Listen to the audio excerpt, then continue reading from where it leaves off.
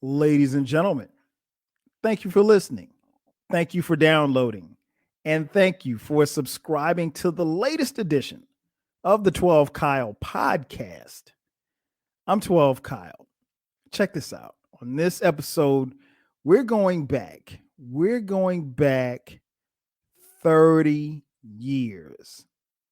On February 25th, 1992, TLC, the group, dropped their debut album, Ooh, on the TLC Tip.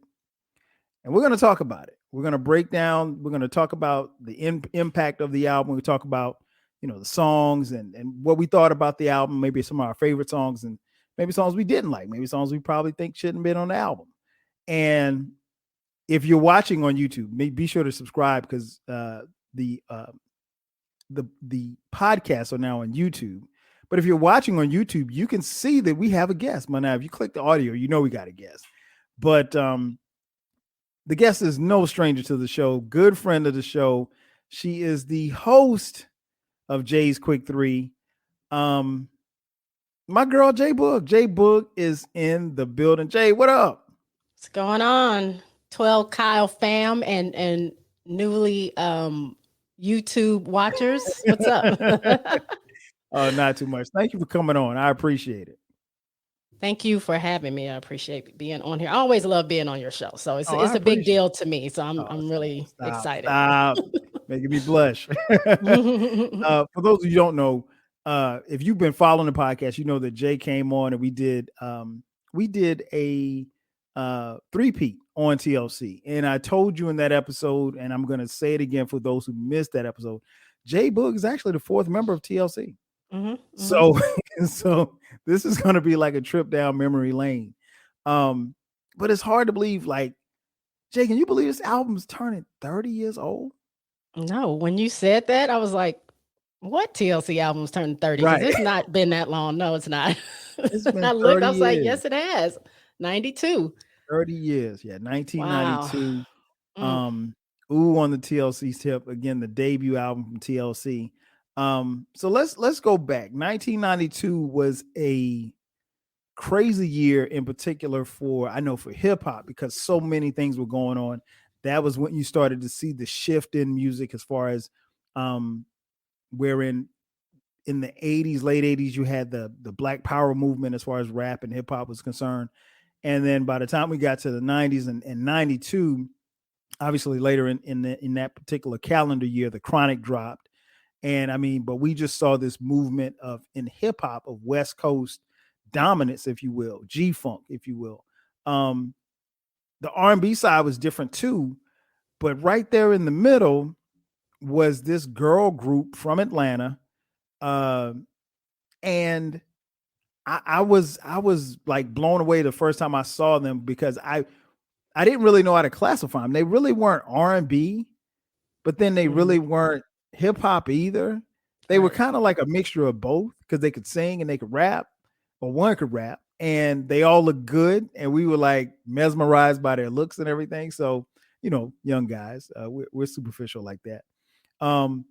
But tell me about your first memories, your first thoughts of TLC, and then we'll talk about the album. I think I had said this before somewhere, but when I first saw TLC, it was their video, Ain't Too Proud to Beg. Okay. And, it's bright colors. That's when cross colors was like the big thing. And I was trying to think, I don't remember a lot of girl groups before them as far as like who was popular then besides like In Vogue. Mm-hmm. I know they were probably like Sister was like Flash in the Pan, Missy's group and stuff like that, but you didn't really, and they were supposed to be like the girl Jodeci. Right. But I don't know if they came before or after TLC, but it was somewhere around that same time. But right around the time, you didn't see anybody like this. So when I saw it, I was like, who is this? They have this ticker going across the bottom, ATL, and all this smooth R&B with rap and hip hop and all this stuff. And I'm like, who is this group? And they have condoms on and big baggy clothes. And I was like, that's okay. Like I like it, but I wasn't like really catching on yet. I just thought it had been so many groups that were coming and going during that time. Like I said, I think In Vogue and maybe a couple of other groups were the only ones that really had some longevity that were really doing something. So, and plus early 90s, you're going, it's leaving from the 80s, a lot of gimmicky type of things. So you just didn't know what you were going to get. And so I was like, okay, I like this group. It didn't hit me until the second video. I don't know what it was about the second video, Baby, Baby, Baby. But I was like, I like this group. I need to go to Atlanta and audition and be a part of this group because they're on to something. I don't know what it is, but they're on to something. Like, I think the first single was kind of, I don't know. I think it was something just to get people's attention. I don't think it was like a solid like single. I think they did that on purpose, just like this is just, let's just grab people's attention. But when they did Baby, Baby, Baby, it's kind of slow. You can hear their vocals. It was, and then they're on a Black campus. I think they were on Spelman's campus. But then I was like, okay, these girls actually have like real talent. Like this is dope. And it was a wrap from there. Yeah, I'm kind of like that with you. I remember seeing the video, and for some reason, I bought the tape. I don't know why I bought the tape, but I bought the tape because it was like, okay, they seem kind of cool. And the video was just so different because, like you said, they had these baggy, these loud colors and these baggy clothes, and they had condoms on the clothes. I'm like, and they weren't bashful about it at all. And what we didn't see at that particular time was women who kind of express their sensuality and their sexuality up front, like in your face. Like even as sexy as I thought Salt and Pepper was, it was never like boom, like we're in your face type thing. It was just, it was more subtle than anything else because Salt and Pepper were, we kind of viewed them as B girls, and then, to coincide with B boys, but Salt and Pepper they were dope. And with TLC, it was like, wow, okay, this is different. Like that's the only thing I can say. Like they were different. And I remember going to get the tape, and I remember I got the tape on sale. That's one. There's two things that stand out to me about my TLC purchases. I bought the Ooh on the TLC tip I bought that on sale, and then later when I bought Crazy Sexy Cool, that was the first CD that I ever purchased. And that was, and I went from CD, and I played that CD, and I talked about it before, but I played that CD forever, like to the point where like their faces were scratched off the CD. but yeah, it was I just remember getting that tape, and I think the video led me to getting the tape because we hadn't seen anything, and it wasn't like they blew me away, like just blown away as far as like this was something just totally different, but they were different. They were confident. And, that resonated with me. I was just like, oh, this is kind of wild. And then once I got the tape, I was like, okay, yeah, they're legit. Do you remember like your first thoughts when you got their tape or CD? I'm assuming you got the tape too. I have the tape. I was trying to find that for the show. I know I have the tape. I don't know if it's here at my parents' house because my stuff is spread all over between there and here. But I couldn't find the tape. I do have the CD thing behind me. But you said when did I get it, or what did I think when I first got it? What did you think like when you first got it? Like your first impressions of what you were hearing for the first time?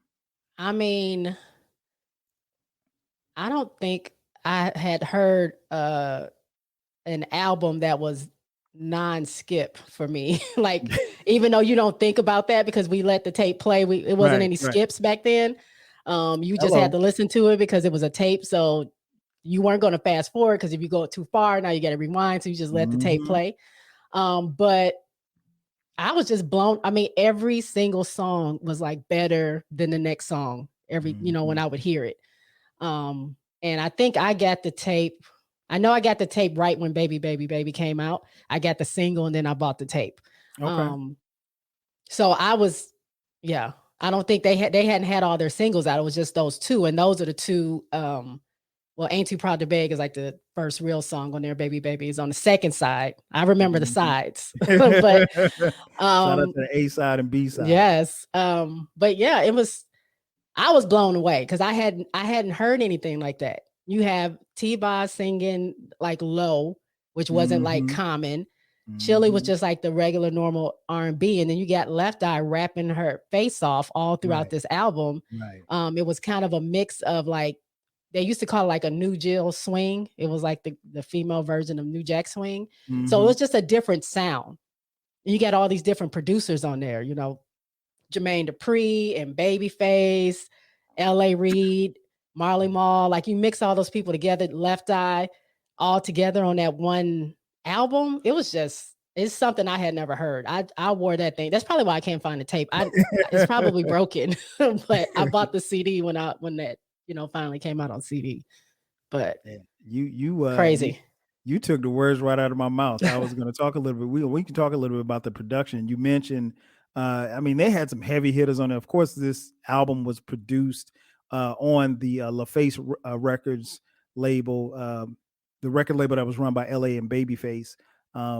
At the time, they were in Atlanta, but Dallas Austin produced on this album. Babyface, Jermaine Dupri, you mentioned, Marley Marl, the legendary Marley Marl, hip hop producer.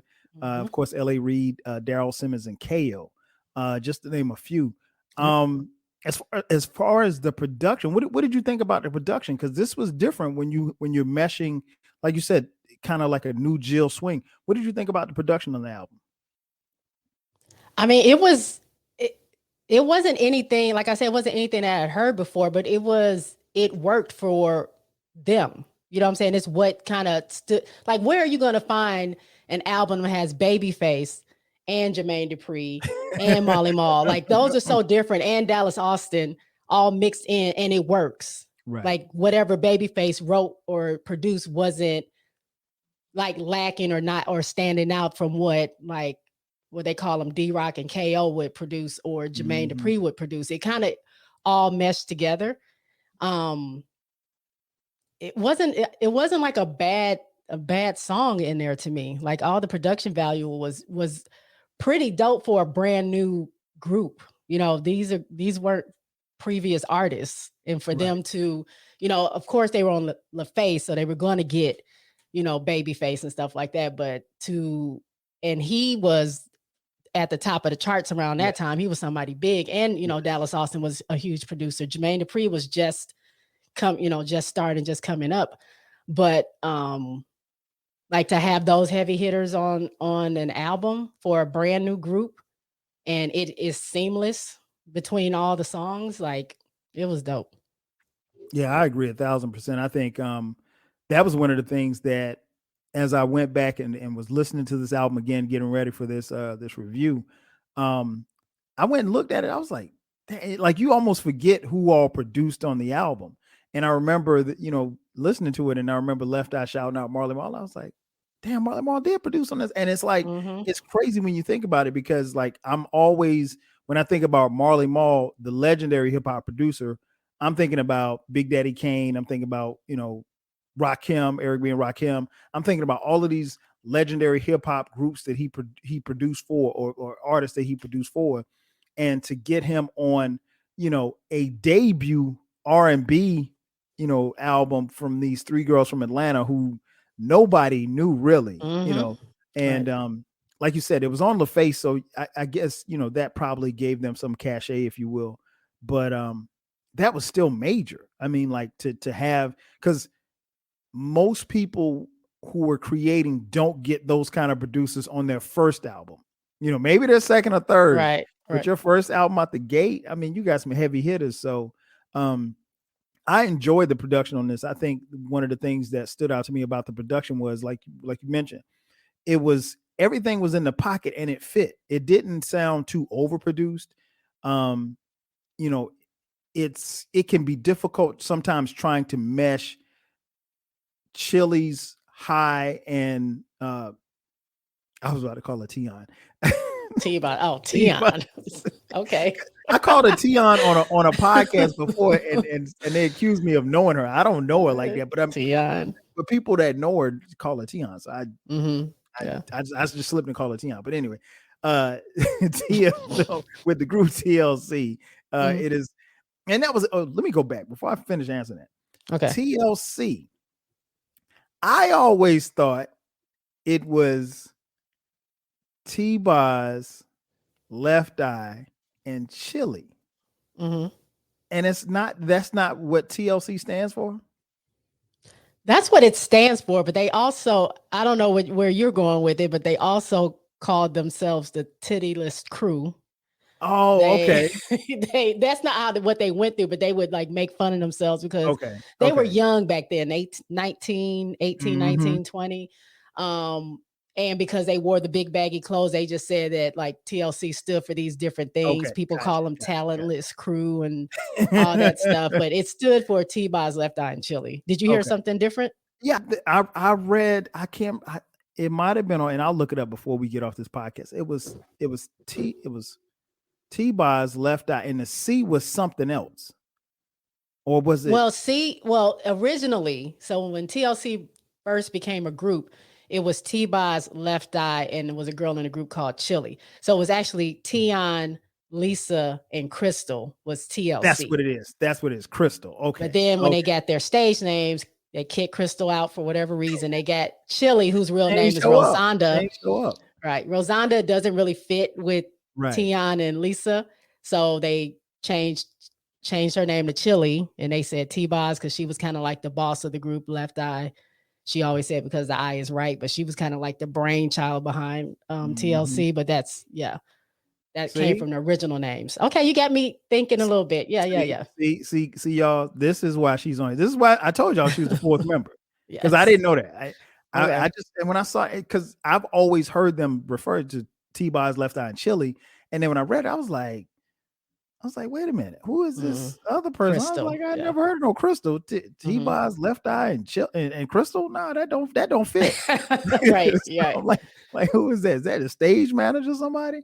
But yeah, I thought that, getting back to the producer side, I thought it was really, really dope. And like I said, being able to mesh T-Boz's her low alto sound, and Chili's higher pitched voice.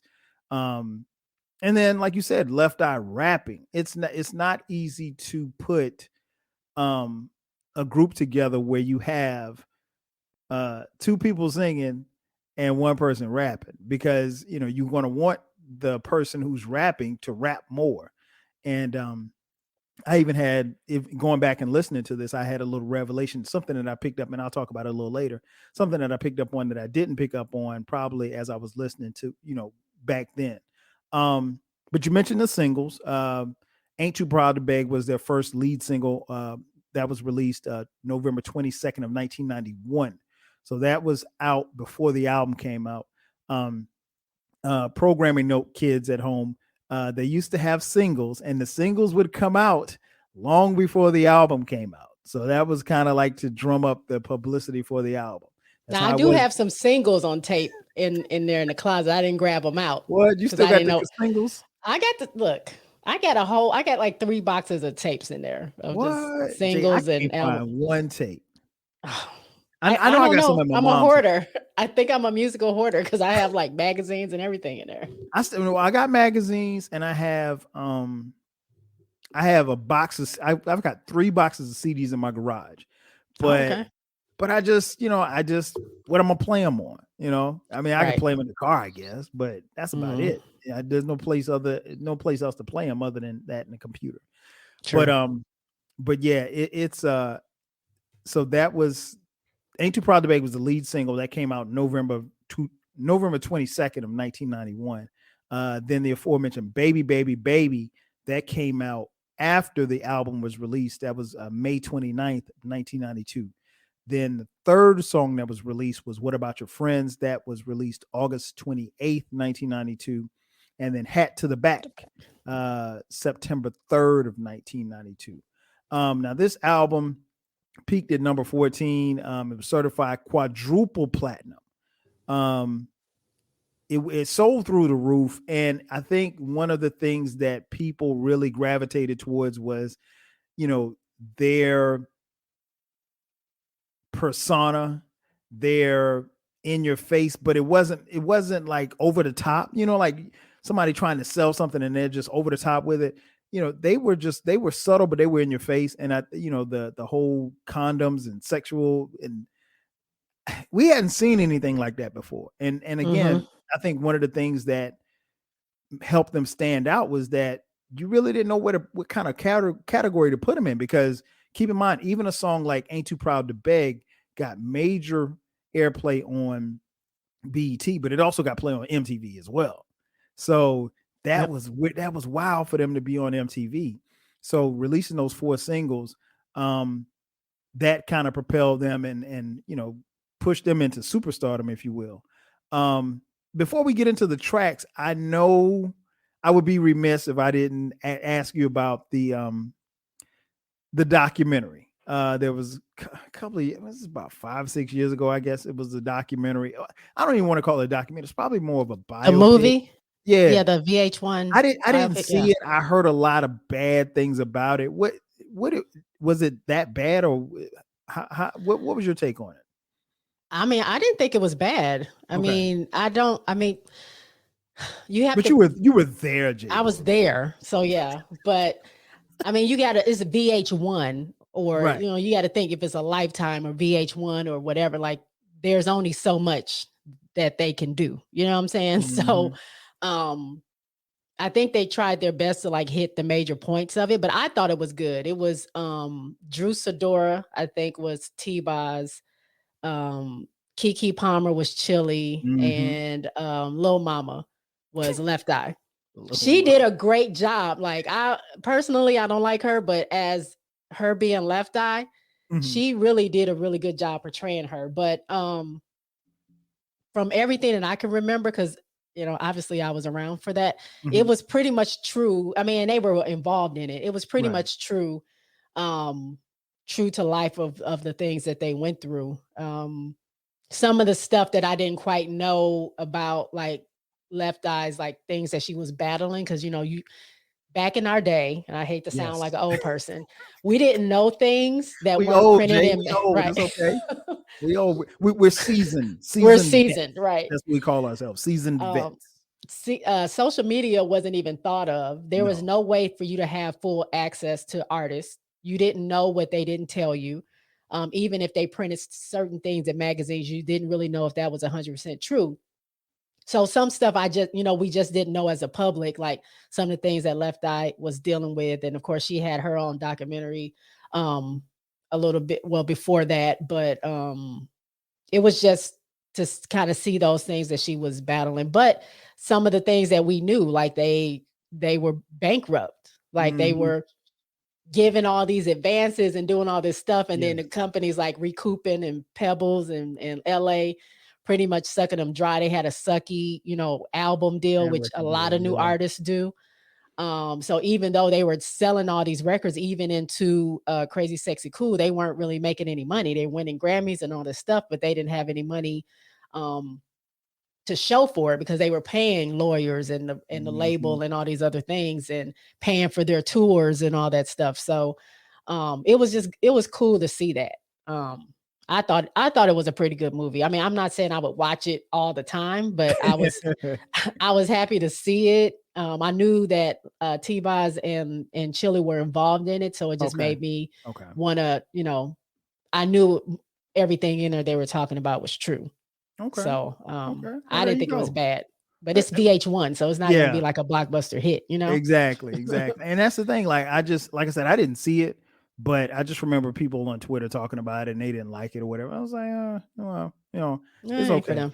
Yeah, exactly. And a lot of times it's really kind of hard to connect to some of the younger audiences too, because they just, like you said, you can't conceive the idea of that era, because in a lot of ways, and I hate to tell people this sometimes, but you had to be there.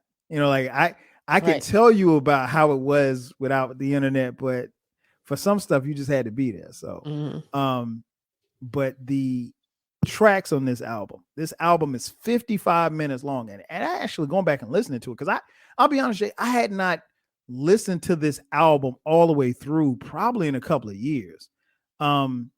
Because Crazy Sexy Cool is my joint. That's gosh, I love that. I mean, I love both of these albums, but Crazy Sexy Cool is, I mean, it's the first CD I bought. So I mean, like, hey, I mean, you talking to It's somebody sentimental. it's exactly. I mean, like, you know me, Jay. I'm Mhm. hip hop all day. And the Right. first CD that I bought with my own money was Crazy Sexy Cool.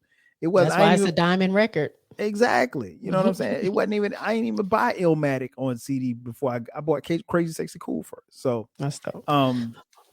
so I get ah that. That's for what the those of you album who cover watching, looked like. she has the album cover. I'm gonna have to take the light off a little bit so y'all Okay. can see. That's dope. That's dope. And the CD. Oh, there's the CD. Wow. Ooh, on the Yeah. TLC tip. Make sure you check out the YouTube channel if you want to see what it looks like. So yeah, 55 minutes. It flows. It doesn't feel like it's 55 minutes. And what I did was, Jay, the first 2 times that I listened to the album all the way through, I didn't look at the tracks. I was like, let me just see if I can remember what's next. And I actually did. And that just goes to show you, just from all the time, like you said, when you got the tape, you know, we just listened to the tape all the way through, because you just, like you mentioned earlier, you can't just fast forward, even if it's a song that you don't particularly care for. You know, you just sit through it until your favorite song comes on. So the song starts off with an intro, and the intro is like a little skit, and TLC has some great skits. I like this intro. I think it's very fitting. Or just on a personal note, the skit on the Crazy Sexy Cool album, one of my all-time favorite skits. But that's how it starts. It starts off with the intro skit, and then we get into Ain't Too Proud to Beg. What did you think about Ain't Too Proud to Beg? Like I said, it was kind of like a starter for me. Mhm. Like it probably wasn't my favorite on the album, because when they did come out with this, it was over and over and over and over again. I was a BET watcher. So every time yes. Video Soul, Video Vibrations, you know, they didn't have 106 in Park back then. Video Soul was the countdown, but over and over and over and over again. When the channels used to show videos. Yes. So it was like 24/7. And then you flip to MTV, you'll see them on there. So I kind of grew tired of it because I didn't like it as much as the other songs. But I mean, on the album, it was a great starter, because that intro kind of takes you into it, because it's a guy saying, like, I don't really know what these girls are doing. I guess they're trying to be trendy. I guess they're trying to be, you know, something that nobody else has seen before. I don't know. I think they're cute. And then it goes, you know, right into the song where, you know, Left Eye's introing the song. So I thought it was a good start. Good start. Yeah, I agree totally. I think it's a really good start to the album, particularly when you transport yourself back into 1992. Again, that's 30 years. It's still crazy to say that. It's 30 years ago, but when you transport, how is it 30 years ago? I'm only 25. How does that work? Jay, I don't know. Are you I don't sure? know. That's what it says. It says that right here. 1990. Okay, all right, I'll take your word for it. You were 2 years old when it came out. So yeah, I liked it. It you know what's interesting, and I thought about it as I was listening to it, like, Ain't Too Proud to Beg is probably one of the few songs that I've heard when I'm doing these reviews. A lot of times I'll go back and listen to it, and I'm like, yeah, that was one of the more popular songs. I don't particularly care for it now. Like, it got old, or it got tired, or I just didn't like it, or whatever. But I still don't have a problem. And I guess maybe because I never got to that point where I got tired of it or whatever. Because, you know, listening to it all these years, you can get tired of a song quick. Yeah. No matter how much you liked it back then. But I'm with you. I thought it was a really good lead off to the album. Track number 3, Shock That Monkey. My jam. Talk to me about Shock That Monkey. They just talking they're talking that talk on Shock That Monkey. Like, don't bother me. Like, I'm doing my thing. Like, you gotta, they used to call them nickels back then. You gotta let these nickels know. That was one thing about TLC. Yeah, they were very creative with their words. Most of the time it was Mhm. stuff that Lisa had wrote or whatever, or Left Eye had wrote, but they were clever with the words. So it was cool Mhm. to see something like that. But um they were showing like independence. Like you didn't really Yes. get that from girl groups during that time, like assertive and this is who I am and you're not going to tell me what to do, and shock that monkey, get him off your back, do your thing, like don't let him hold you down. So I love this song, and just it's a hype song. It's upbeat. This Mhm. is 90s, so it wasn't a lot of slow jams. No, It was no. more upbeat. You're gonna get up and dance and stuff. It had that kind of that groove to it. Mhm. I Oh, no enjoyed it. doubt, no doubt. Um, when this song, I think the first, I don't know, first couple of listens I heard, I was like, "Shock that monkey." I was like, I didn't particularly care for it, right? Hmm. But after a while, it really grew on me. I was like, you know what? This shit, all right. And it quickly became one of those joints where I look forward to listening to it. And but like you said, it's a hype song, and I enjoyed it. And even going back and listening to it again, I'm like, I really remember why and when I started liking it, because Hmm. then I started thinking back, like, damn, why you didn't like this at the beginning? So Right. um but yeah, it was really a really good song. A really, again, I think a really good lead off package for the album. Then you get into track 4, which is the intermission, which is another skit. The whole The, remover. yep. Remo- Just a sprinkle a day. Watch that whole fade away. Have you has your hope been sprinkled today? yes, has your whole been sprinkled today? And that was a play on a commercial that was out. I don't know when that commercial was out when we were little, I think. I just remember Mm. hearing that commercial before. But yeah, that was funny. That was funny. I enjoyed that intermission skit. Um then track 5 we get into Hat to the Back, Pants Down Real Low. Talk to me about Hat to the Back. Okay. This is by far one of my favorite videos by them Mm-hmm. because I I don't know what it was about this song. It was just a dope song. They did really well. I mean, this is their introduction to music, their first album. So they did really well with like showcasing Chili. She was always like the Mm-hmm. R&B girl. T-Boz Mm-hmm. was always kind of the lead vocalist and leading the song off, and you always had Left Eye dropping some rhymes. So they did that well throughout the album without making it sound tired.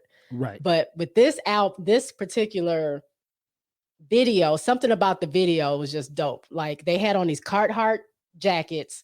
My dad was he had his own construction company, so all he wore is Carhartt. So I stole Mm-hmm. like a bunch of his jackets. I What? had him going to school, and that's when they were, big and baggy was in. So even though I'm wearing this giant jacket, everybody's like, "Oh, she got the new Carhartt." I'm like, "Yep, yep." Got my high tech boots on. Oh Um, shit. but in this video was the first time we saw them in dresses. So this is their Mm-hmm. last single, even though it's the fourth, song or, track on the album. Mm-hmm. Um, they were kind of showing everybody. There was a guy that was imagining like what would they look like without these baggy clothes. And you can see they're they're pretty girls. They look Right. good. They look Right. good in these dresses. So I was freaking out. I remember I saw it and I called my friend like, "Girl, did you see that video?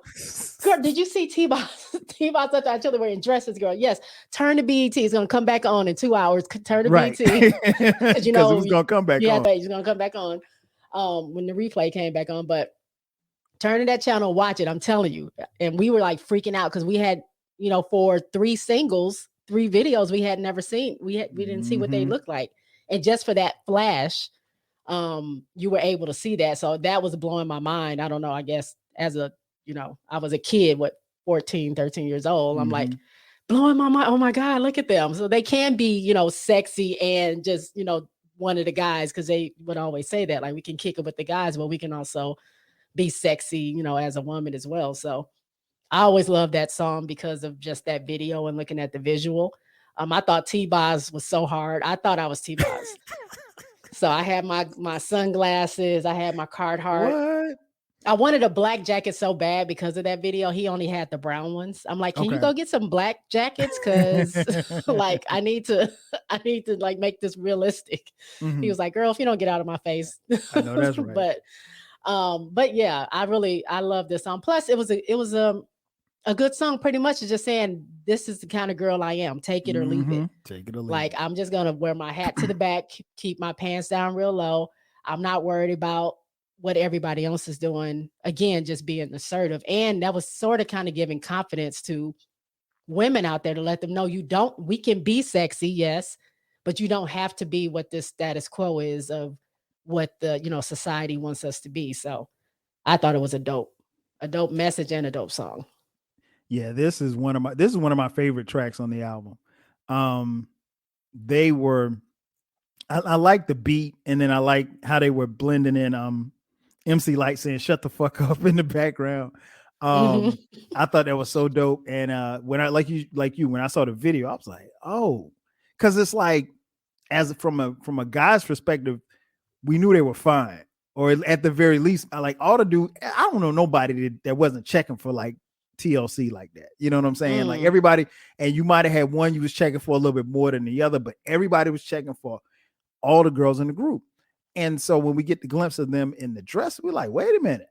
So now it all kind of makes sense now. Now it's like, okay, they came out with these other videos and they're in these baggy clothes and stuff like that.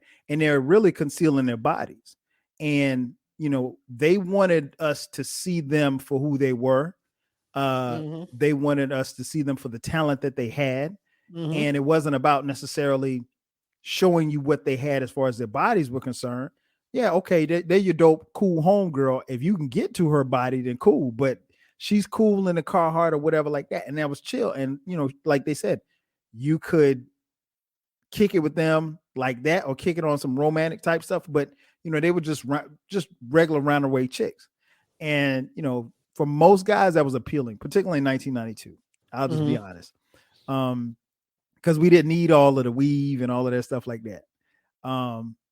And they didn't have that then. Right. Now that I think about it, Left Eye always wore her hat her hair in a bun with that bang.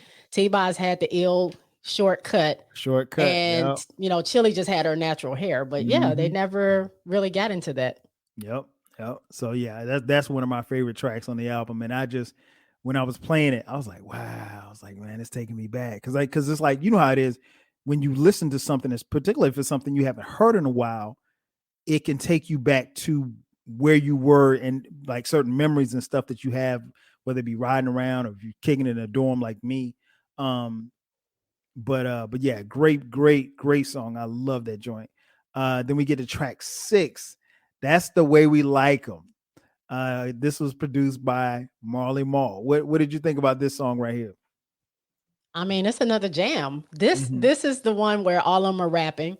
So I was like, okay, like Left Eye, Chili and T-Boz are no rappers, but they were kind of hanging with her, and you know what I'm saying, they did their thing. I like what each of them were saying.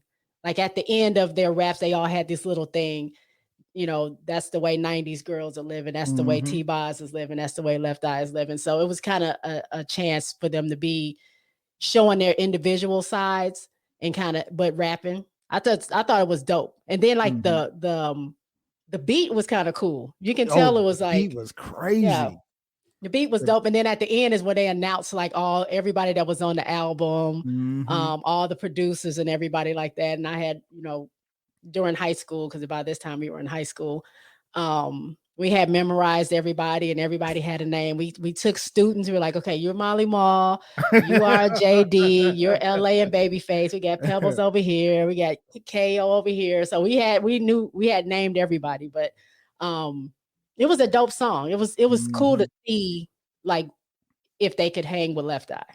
Now they're not up there, but they did all right. They did all right. They held their own. They held their own. Yeah. This song, I liked it a lot when it came out.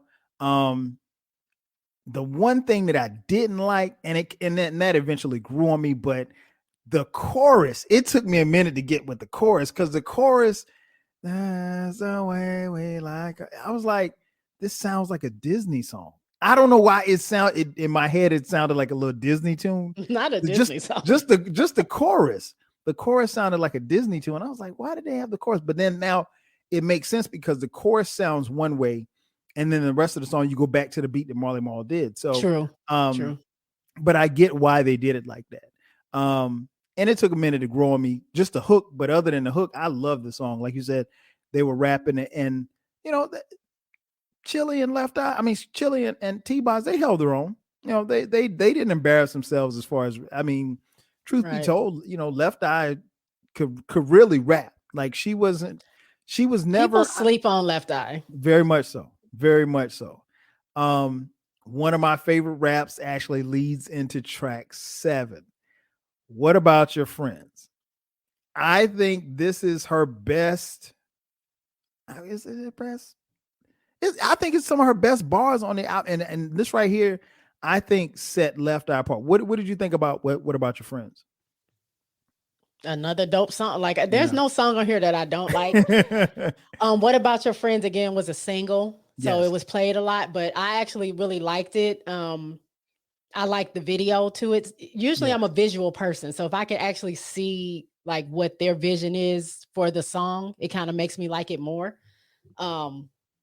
But yeah, I enjoyed it. I mean, so many when friends would get into it, they'd be, what about your friends? I mean, I've had that a couple of times, like from my friends. I'm like, what did I do? What? So you didn't call us on 3-way? What about your friends? Are they going to be around? I guess I was like, oh my goodness. Okay.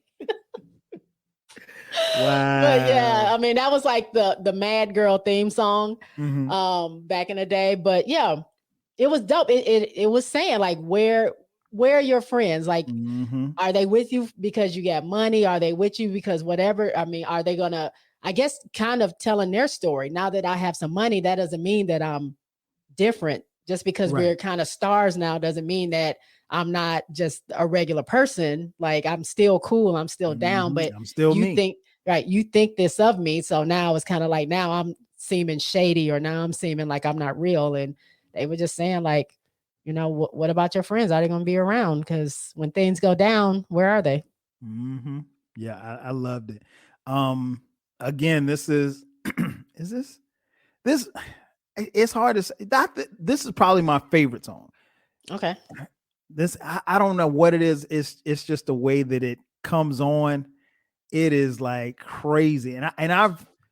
This is one of the songs that I remember like when I first moved here in 97. Now, obviously this album came out in 1992, but when I moved to Atlanta in 97, I remember being at a club, and I remember this being played in a club. And it's not really what you would think is a club song, but when it came on, bruh, everybody went crazy. The girls rushed the floor. It was like people was getting trampled. I was like it was like a stampede because everybody wanted to get on the dance floor.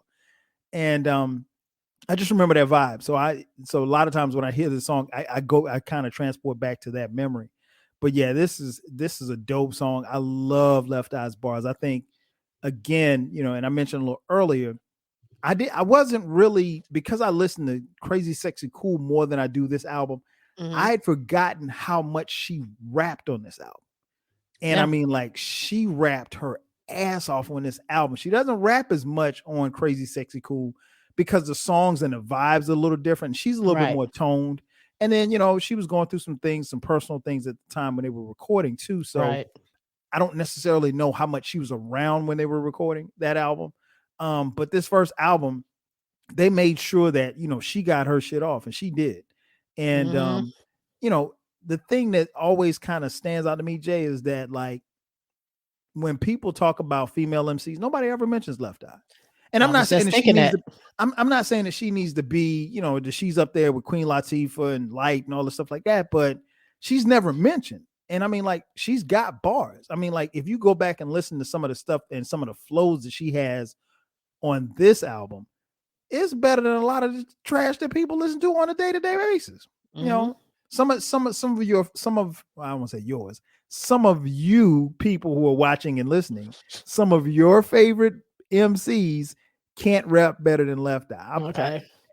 I'm being honest. Yeah. I mean, It is just on what it this is. album alone, like I was listening because it's been a minute since I've listened to the whole album. Mhm. But I was listening to it before we were getting ready to record this. But I was Mhm. like, Left Eye was really spitting. I always thought like she's in my top 10 of rappers. Okay. But Okay. also just because I was obviously because I'm a fan, I think a lot of people leave her out because you don't think of her as I guess like a solo rapper. She's part of TLC, and you just don't correlate that with if you think about a Queen Latifah or MC Light, stuff like that, or Brad or whoever it is that you choose Or Lauren. or Lauren.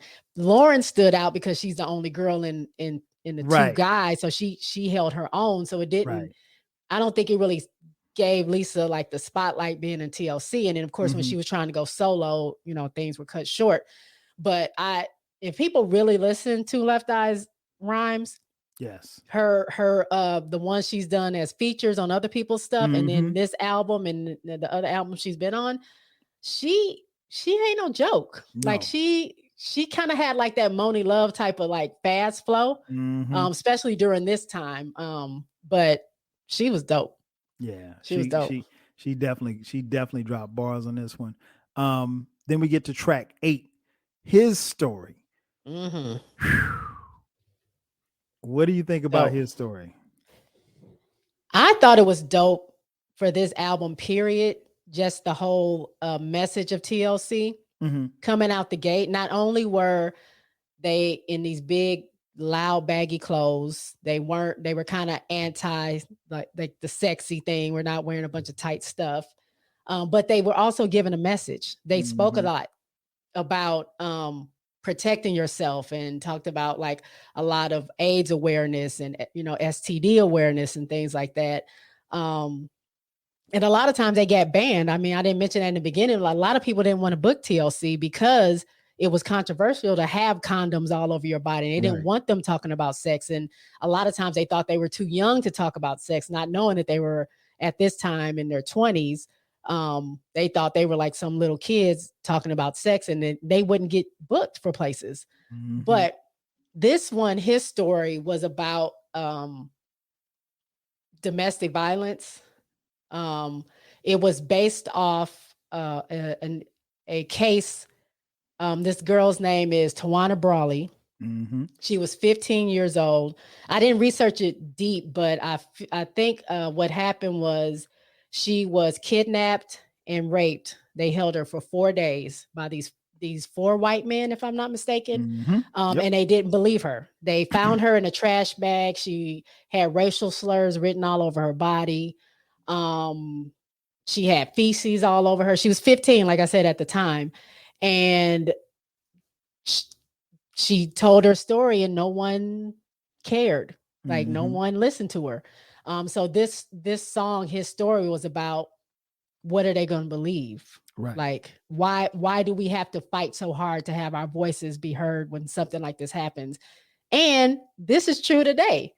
Like how many times are we talking about like protect black women? Black women's voices are rarely heard. If it's something that we're screaming out about, it's not really taken seriously unless some other people have joined into it. Think about Me Too.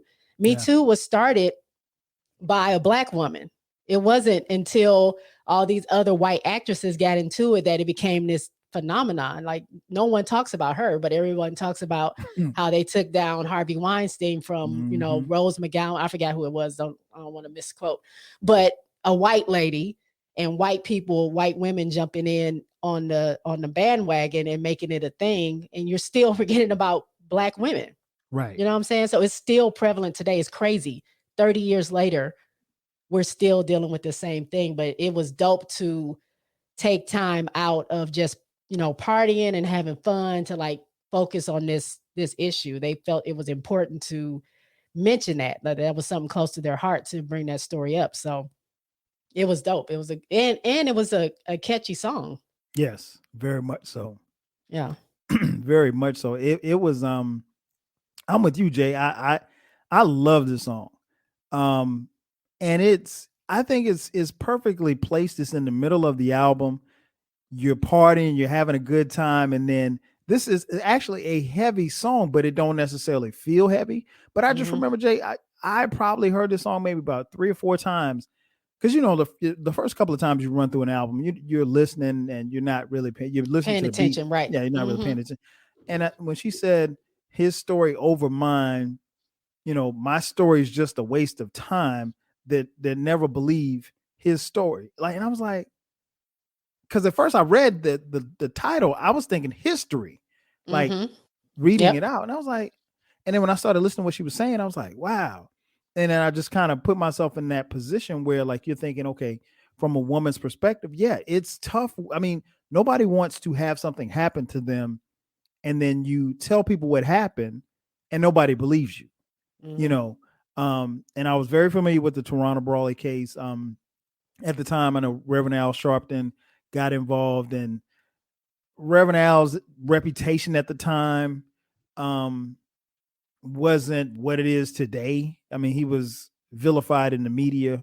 And keep in mind, this is, like Jay said, this is no social media. So, Tawana Brawley's case, just imagine all of the things that you described happening, and there's no Twitter to report it or whatever like that. And I mean, like, so, and there's still people to this day that believe that she lied about the whole thing. So, for them to put that in their record, on their first record, again, this you're taking a chance, because you can piss some people off, right? And I thought that was a risk, and it was beautifully crafted, and one of the better songs, I think. And it, like you said, Jay, not too many. There's not a lot of skips on this album if you haven't figured it out by now. But yeah, I love that joint. So like, this song was the last song on the first side of the tape. Yep. So it kind of ended this, that run of songs. And then you turn it over and you get to the party stuff. So that was smart on their part too. Yeah. To end it on that, and like you said, have it in the middle of the album, or the last song, if you have a tape, the last song on that side, and then because it leaves you with something. It leaves you with something, and it gives you something to think about when you're flipping the tape over, young people. Yep. And we get to track 9, which is the intermission, another skit as well. Another good one. Yep. And then track 10, Bad by Myself, produced by Jermaine Dupri. Tell me about Bad by Myself. I always call this T-Bozz's theme song. I don't know. It's just something about the way she was singing it. It's just like, I can do bad by myself. I don't need you. If you're going to bring me down, why do I need you? I can do bad by my own self. I don't need damn self. Right. The skit before it was like, she's trying to be with her man and hanging out and stuff like that. And he's like, no, I got stuff to do. I don't want you going. Oh, I want to go to the club. And then she gets a call from Left Eye saying, hey, we got to go to the studio. And then he's like, oh, you got to go to the studio. I was going to take you to the club. I was going to take you to the club. Oh, really? Slaps him, takes his car, goes to the studio. And then you come in with Bad by Myself. Like, I don't have time for these games. Like, again, it's the assertiveness that you didn't really get to hear from a female's perspective. So it was, I loved it. And it's funky. Like, the T-Boz had this, they always talked about like the funk, the straight R&B, and then hip hop was the rap part that Left Eye brought. And T-Boz was really good at that. Prince was one of her idols, one of her mentors and things like that. So you could really tell, like, in her song, they just fit. So to have her leading that off, it was dope. Yeah, I love this joint. This was, I don't think it's the first thing that I heard Jermaine Dupri produce, but it's probably one of the first songs that I heard him produce at that level.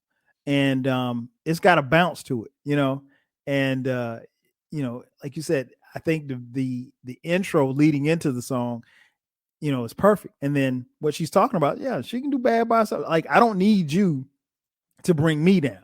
Right. if it's about you bringing me down, then I'd rather be by myself. And yeah, I love that joint, man. It's funny because I remember, going back and listening to it. I was like, oh, I remember this. I was like, oh, because like I said, listening to it, I made sure that I didn't look at the track. So I was waiting to see what was coming on next. And when that came on, I was like, it just took me back. I was like, man, I remember this joint like it was yesterday. And Left Eye's rhyme on this. Yep. Oh, Another she spit another dope bars. Some more dope bars, bars. bars. Then we get to track 11, Something You Want to Know, which is a slower joint. Hmm. I was feeling this. What was your take on this one? I mean, it's my jam. Like when you just say something when something you want to know, like I start smiling because this was one of two Left Eye features Hmm. where it was just her. It was her Yep. finally in the driver's seat. It was like T-Boz and Left Eye were her kind of back. I mean T-Boz and Left Eye. T-Boz and Chili were her background. It was her Hmm. song. And it was dope. It's kind of like a little love song. Like if you it's Yep. something you want to know, like just come ask me. Like if you've heard rumors, if you heard something that I did, just come tell me. Don't tell everybody else. Don't be mad Hmm. at me for no reason. Come talk to me. But it was dope to hear her rhyming on like a Yes. slow Yes. song, Yes. kind of like a love song. It was like I need love I type need love. vibes. You know what I'm saying? So Yep. it was dope to hear that, and I was happy to have her standing out on her own because she deserved to have a little shine as well on the album because you it was so T-Boz forward and Chili on every hook and all the time, and you Left Eyes just coming in between the songs. So to have her stand out and kind of tell the story at the same time, it was dope. Yeah, I agree. I think them giving her chance. I mean, not that she was, not that they were gonna overshine her or whatever like that, but Right. just them giving her a chance to just like you said, be in the driver's seat, and she didn't disappoint. I mean, like I Right. said, Left Eye on this. I got to go back to something I said a little earlier. Like I had forgotten how much rapping she was doing, and like you said earlier, it was mostly on up tempo songs, but to hear her on a slower joint, that was really for old school cat like me, like that's really up our wheelhouse because when guys started rapping over slower beats or love songs, if you will, it takes you back to the LLs and the heavy D's and Hmm. songs like that. So yeah, I enjoyed it. And I still, you know, I think personally, I think this was a perfect setup for the next song, which was track 12, Baby, Baby, Baby. They did a video you Hmm. mentioned. I think they shot it at Spelman. Hmm. What did you think about Baby, Baby, Baby? I mean, it's my all-time favorite TLC song. Like, I think it's just because of the nostalgia. Like, that's what made me like start liking them for real, like become a real fan. So, Hmm. like, it's a slow jam. I mean, I think Babyface, if I'm not mistaken, he produced this or wrote Yep. it or whatever. Babyface and LA But Reid. it's Yep. dope. Like it's a lot of people will talk about like T-Boz and her voice or if she can carry a song or whatever. But I mean, I just thought this was dope. Like the way she was singing, it was still like people think it's like people consider it to be like a slow jam. Hmm. You know what I'm saying? From this like weird hip hop group that no one could like really understand what was going on with them. But it was I love it. I mean, I don't even really have the words for it because I can just hear it playing in my head. It's that beat, boom, boom, Dun, boom, dun, boom, dun, boom, boom, dun, dun. doo, doo, doo, and you just go, you start going, and she comes in, and it's a wrap. It's a wrap. Yeah, I agree. It's hard to say where I place this, but this is one of my favorite songs. What's one of my favorite TLC songs, period. Uh Once the video came out, I was done. It was a wrap. I was like, yo, and it's funny because and shout out to my boy Eclectic, our boy Eclectic. I hear him Um, talk about that a lot. yeah, he said Yeah. that he saw this video, and because in the video T-Boz had on a Grambling hoodie, he thought that she went to Grambling. So Yep. that's how he ended up going to Grambling because he thought she was Hmm. going to school there. And like he literally saw the video and he filled out an application when he went on a college tour at Grambling and said, "Hey, I'm going to school there." And it's funny because until he had told me that story, I never knew how he got to Grambling from Mm. Ohio. But shout out to E. And Shout out. but yeah, once I saw the video, it was a wrap. I was like, because I don't know at that point, I don't know how you could listen to TLC and not be a fan, Right. and as far as the dudes, like we were just like they were so sexy in that video, all three of them. So it was like, yo, like that video was like must see TV for us. Really? And I mean, Yes. obviously, I didn't get that. I just thought they were dope. Well, I mean, Like, you look at my listening. group. But Yeah, you listen. You looking at your group. We're looking at the women. We're looking at the women. T-Boz come with a little short haircut, and you know what? Because see, think about it like this, Jay. Mhm. I'm a little bit older than you, right? Just a little Mhm. bit older, a little bit more seasoned. Okay. So I was in college when this came out. I was at South Carolina State. Okay. So when T-Boz comes with the short haircut, Jay, every girl had a short They haircut. did. It was her and Halle Berry. Yes. Girls were And Tony going, Braxton. they were going to the salons like, yo, give me the T-Boz. They wasn't they wasn't looking at the number 7 on the wall. They were trying to get the T-Boz. I'm telling you, that's what it was. I knew so many girls that had the T-Boz joint. And it was, now you had to have the right head for it. You couldn't have no block head. If you had a block head, the T-Boz cut wasn't rocking with you. And we had a couple of blockhead girls, but I still love them, because we went to school together. So it's all love. Shout out to y'all. Y'all know who you are. But Oh my gosh. but yeah, I was done. I was like, yo, this is incredible. Like, if I didn't know any better, I probably would have thought they were at Gremlin too. So, but yeah, I love their joint. Like I said, that's probably, it's hard to say it's my favorite TLC song, but it's up there. It's up there. Mm-hmm. And then we get the track 13. This Is How It Should Be Done, again produced by Marley Marl. What did you think about this one? It felt nostalgic, and I guess it was because of Marley Marl, like just the way he produced. But again, another Left Eye feature, like it was her song. Yep, just let her rock. And it was, even though it felt old school, I enjoyed it because it was telling the story of how TLC became TLC. Like it talked about how she was in Philly and how she was trying to perform, and she would write rhymes and her homie would dance, and she would come up with these songs and it just wasn't quite hitting in Philly. So she was like, where can I go? Where can I go? What's up and coming right now? Oh, let me go to Atlanta. Go to Atlanta. They get on LaFace. She meets, they don't get on LaFace yet. She meets T-Boz through a friend. They start this group with Crystal. What I already said, Crystal got kicked out. I think wonder what Crystal's LA doing these days. I don't know. She has to be kicking herself a little bit. She might be where the old Destiny's Child members are. Right. But she they get chilly and stuff, and they start, becoming TLC, but each verse tells a little bit more of the story. And now she's like, now we're a group and now we're about to take off. Not knowing that, yes, they actually did. Like they took off like crazy. But I thought it was dope just to hear from her perspective how things started, because she is kind of the brainchild, like I said, of TLC. Like people think, T-Boz is quote unquote the boss, but Left Eye is kind of like the ideas girl. She's the one that came up with like, let's dress like this, or let's do this, or let's try this song. So it's sad that she's not here anymore, to see kind of the fruit of their labor and stuff like that. But it's dope to hear from her perspective, like I said, how they started and how they became a group. Yeah, it's definitely sad that she's no longer here. I remember when she died, I was actually living here in Atlanta. and so I remember having I remember them having a funeral here.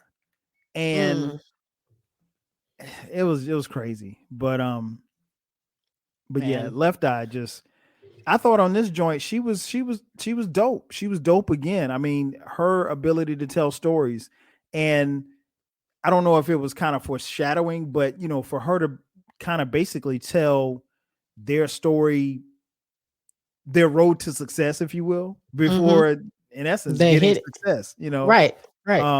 Says a lot about them and her as well. And you're right, it does speak to her being the brainchild of TLC. And then the last track, Depend on Myself, produced by Dallas Austin. What did you think about that one? Again, I mean, I like that it was the end song. It kind of Mhm. ended the album on a good note. It was kind of similar to Bad by Myself. It kind of told the same kind of story. I can depend on myself. I don't need nobody else to be on my back like that. To be on my back like that. That's what they say on it. And again, it was just dope. I appreciate when I was listening to this album. I was like, they really branded themselves well on this album for Very it to be well. their debut album. The name of the album was Ooh on the TLC Tip. I think they said it hundreds of times throughout Yes. different songs. They started with it, they ended with it. They said it in different Left Eye said it in different verses. They've said it on different songs. So it's like it made you, keep in your head, oh, this is Ooh on the TLC Tip, Ooh on the TLC Tip. This is the TLC Tip. Mhm. Just, it was genius when you think about it, because that's something that sticks in your head. And, if you were a fan or you listened to the album, it kind of made you want to go back and listen to it or just remember it. And, obviously, like I said, it set them up for huge success because their next Yes. album just went bananas. Yes. But the song, yeah, I wouldn't say it's my favorite on the album, but it's definitely, like I said, I don't have a song that I don't like on the Mhm. album, but it kind of, like I said, reminds me of Bad by Myself. So it's kind of repetitive, but it's still dope and a good way to end the album. You took the words right out of my mouth. Right out of my mouth. It's Mhm. a great way to end the album because I think it's at that point where the album should end. And sometimes artists, throw a couple of songs that they probably shouldn't throw on there. But this right here is a good ending to the album. And I think for me, having a tape is like, oh, we're at the end, Mhm. But and then we get to track 15, which was the conclusion, which The where outro, Left yeah. Eyes, the outro, where she's talking about, safe sex and things of that nature. And I think that's something that kind of gets lost in in them taking off, was that they were bashed in the media, for having condoms on their clothes and stuff like that. But if you actually listen to them, they promoted safe sex. They promoted, you know, AIDS Protection is a prevention. priority. That's what Yeah, they used to say. protection is a priority. AIDS prevention, and there weren't I'm gonna be honest. There weren't a lot of people talking about AIDS. And then, now, keep in mind, this album comes out February 25th, 1992. Well, just a couple months prior, in November of 1991, Magic Johnson tells the world that he has HIV. So there was a time where it was like right after Magic announced that, and I remember because I was in college, and it was crazy. I did a podcast on it, and I just remember there was this big push about, oh, well, if you're gonna have sex, well, first they were talking about people being abstinent, which, I mean, Right. in reality, it wasn't gonna happen. Right. That wasn't gonna happen. But it's like, if you're gonna have sex, have safe sex, and everybody got behind that movement and that idea, and then here they come with the condoms. But that was, like you said, to get your attention. But if you listen to the message, if you listen to them in interviews, and I distinctly remember these are some of the things that they talked about, because they were going to ask them, okay, well, hey, Left Eye, why do you have a condom over your eye? Well, I have a condom because it represents this right here, and this is what we're about. And again, they weren't doing it for show. It wasn't just to kind of put it in your face. This was a part of what they were marketing and promoting, and I thought they did a great job. But I think if you were around in that era, you also saw them get bashed for it, because they were women. Let's just keep it a bean.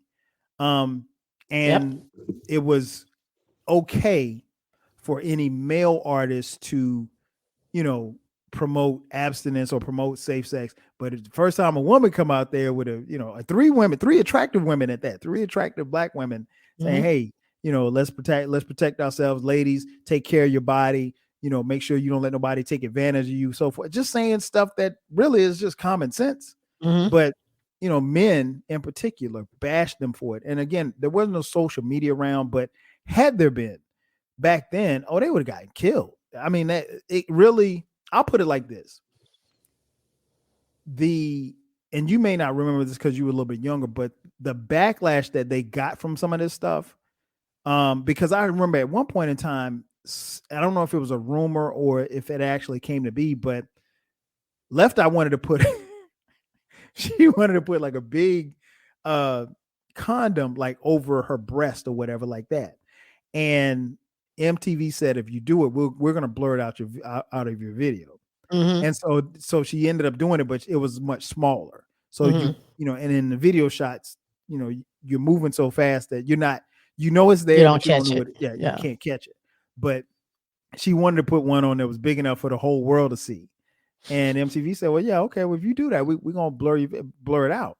And it's like, I'm doing this to help people. I'm not doing this to, I'm not taking off my clothes. Right. So I thought that message at the end of the album was perfect, and a great conclusion to the album.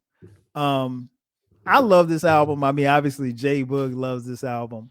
Yes, it's history. Yeah, it is. And I mean, it goes without saying, like it's been great to revisit. One thing I always do on these podcasts when we talk about, albums that have come and gone, or albums, hitting those 20, 30-year marks, from the hip hop side, we give them mics. We say, okay, well, hey, how many mics would you give this album? So JBoog, I'm gonna put you on the spot. There's five mics that you can give them, up to 5 mics. Okay. If you were scoring this album from the hip hop sources perspective, meaning 5 albums is a classic, 4.5 superior, 4 is dope, 3 is good, I think, and then like 2 is whack. How many albums would you give this album? I mean, how many mics would you give this album? I mean, look, you already know I'm giving this 5 mics because nobody was doing it like this. Yes. It was actually successful. They were innovative. They were educational. They were confident, and they were showing like a different side of women that a lot of people hadn't seen. And they commanded and demanded respect, and they got it. So this is a classic album. I don't care if no one else believes or feels that way, but it's not too many people's debut albums coming on the scene that gave this much, that projected this much, or really set their artists up. You'll hear about some debut albums and they did good. They got a couple of spots and they were good. Their second album, that's where people really know them. But people knew TLC from Ain't Too Proud to Beg. Yes. And as we talked about before, the production on it, you got heavy hitters on there.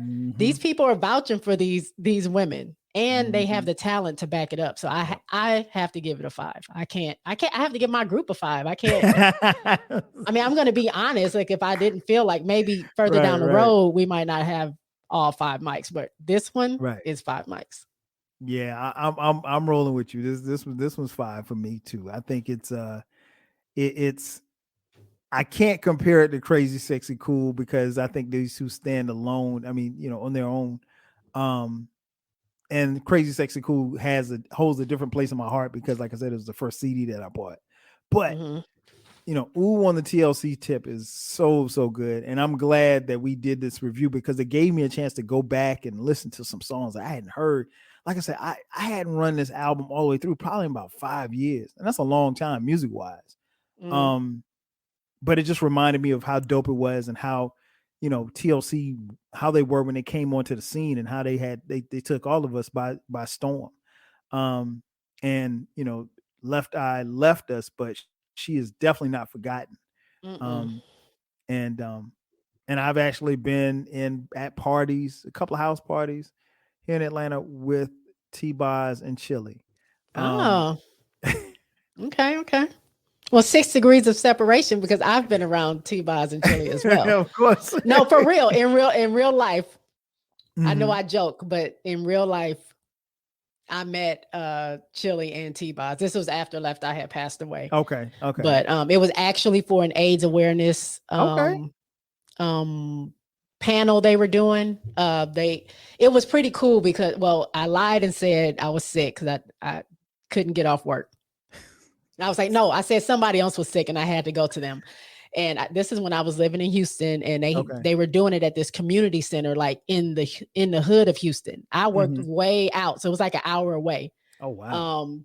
But I drove. I was like, okay, I'm I've got to go check on somebody, or who, I forget who I said, cousin or somebody like that. But I'll be at work as soon as I can, because I didn't think TLC was really going to show. I just heard they might, and I don't even know how I heard it, because it wasn't. I think on the radio they said there was going to be this thing going on, and T-Boz and Chili were going to be there, because they were still, during that time, still talking about safe sex and things like that. And they had this whole thing. All these people talk. Never saw T-Boz and Chili until the very end. They walk in. I lose my mind. They talk. After the thing, I run up to them, and T-Boz really wasn't feeling. This is like right after Left Eye had passed. So okay. I understand why she really wasn't like trying to be around fans. She said hi and wave, but then she got in the car. Chili came and gave us hugs and stuff. I had wrote something about Left Eye's passing or whatever, a poem, and I gave that to Chili or whatever. We took a picture. But yeah, that was just that few seconds of like meeting them and then seeing them talk on this panel and stuff was dope. I just wish I could have met them prior to losing Left Eye, but I'm blessed to have seen them, and they really are short. They're really little. They're not tall. They're not tall at super all. little. They're not tall at all. They're very petite women. I was at a house party on two occasions, actually. I was at a house party, and they both were there, and I spoke. And that was about it. I don't get like starstruck and nothing like that. So I was just like, hey, Kyle's cool. He ain't like me.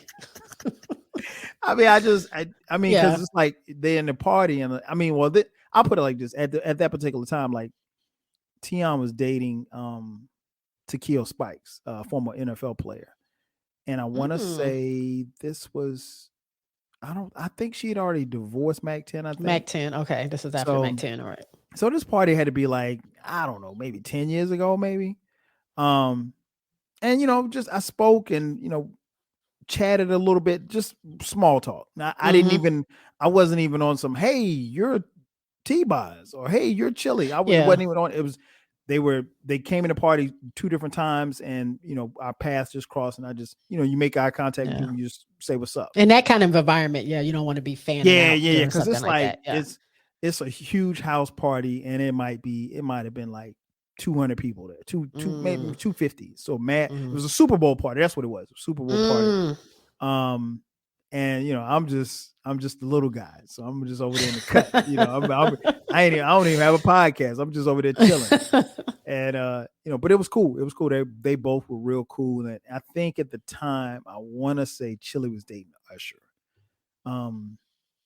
And it was funny because Jermaine Dupri came to that party that night, and I ignored him. Everybody was like, "Man, JD's." I was like, "Who cares?" I was like, "I don't care." I don't care about Jermaine Dupri. I was like, "Chili's here."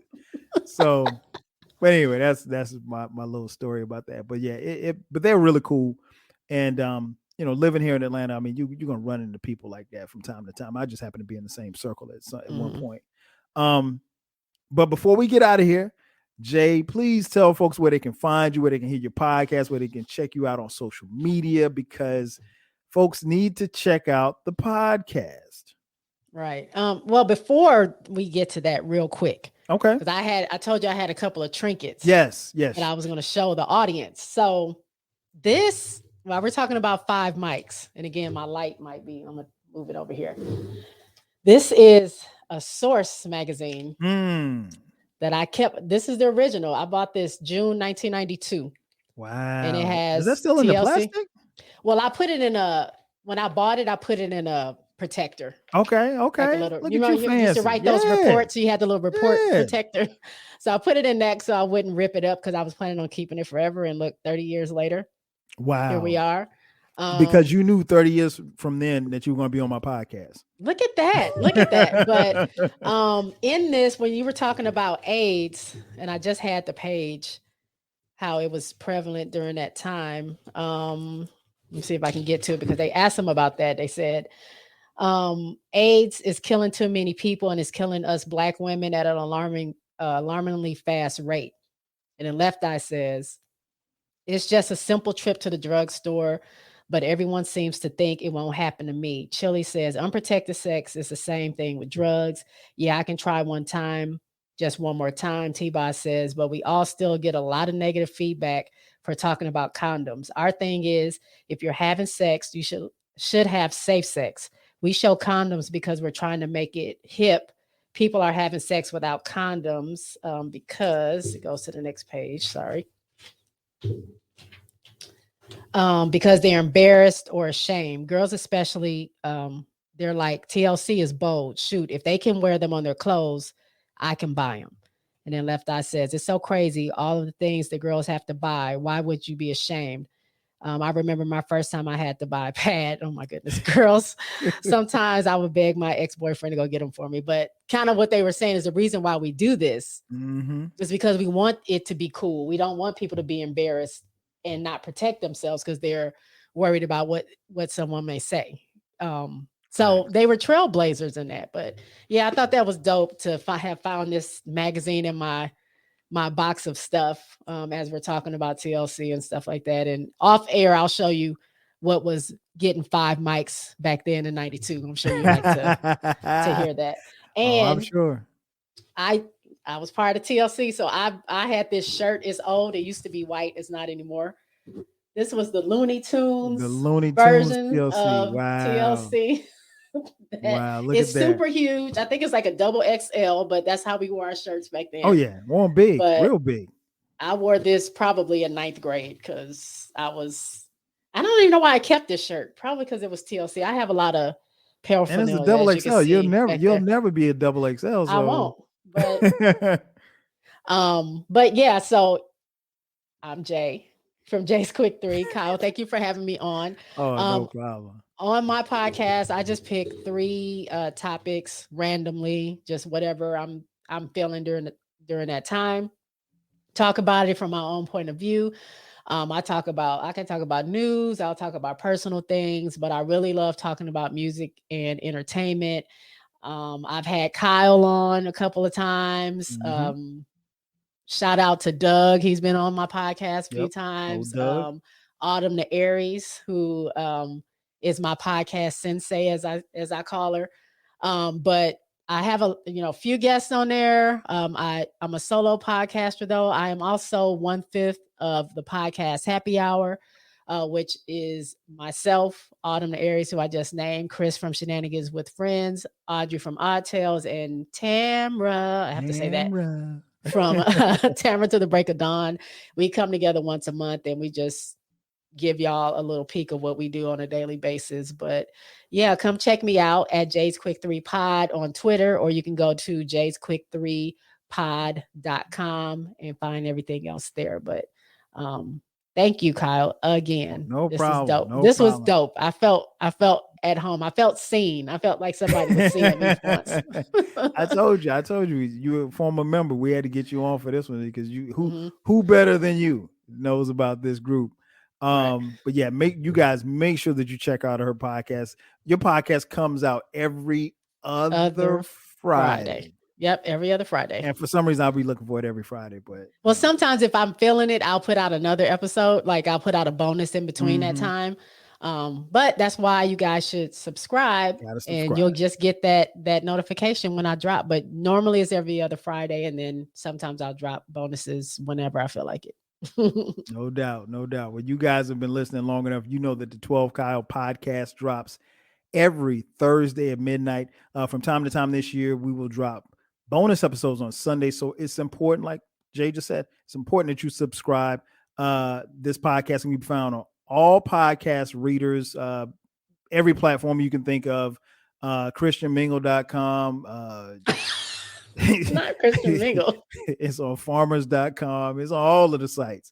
But nonetheless, make sure that you also subscribe to the YouTube channel too, because when I have guests on, a lot of times, and sometimes when I'm flying solo, I will put all of the podcasts will be on YouTube, but when I have guests on, or if I'm flying solo, sometimes the video will be open, so the cameras will be on, and you'll actually be able to see and hear what we're talking about. But that's going to do it for us again. On the TLC tip, 30 years later. That's going to do it for us. So for JBoog, I'm your man 12 Kyle. We'll catch you guys next time. 5,000. Peace.